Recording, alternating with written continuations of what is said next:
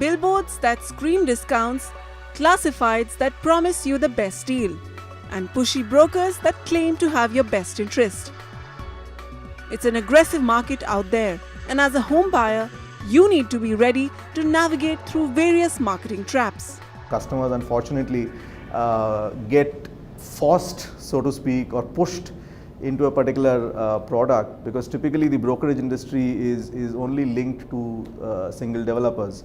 So a broker will always take you to the developer he is associated with, and that's where the buyer gets waylaid also.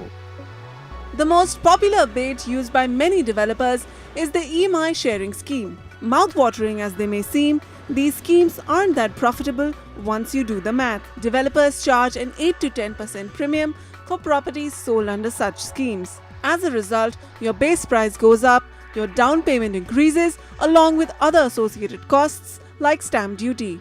Also, the developer is just paying the interest portion of the EMI and you still have to pay the principal yourself. The guarantee of assured returns is another trap you need to watch out for. For a completed commercial property, the developer will offer you rental returns.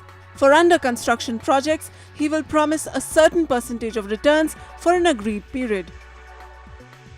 The builders have figured out is they can approach the retail customers directly, get them to invest that kind of money with the temptation of these returns, assured returns, and use a part of the money themselves.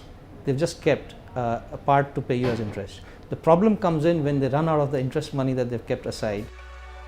Make sure you have a recourse plan in your agreement in case the developer stops paying their assured returns or is unable to attract tenants for the commercial property. Also remember that the assured returns you'll earn will be seen as interest income under the Income Tax Act, and you'll not be able to claim the 30% standard deduction on it. Property experts reveal that project layouts and maps is another grey area. Project layouts play on the carpet area super area confusion. Agreements usually state the super built up area, which includes common spaces.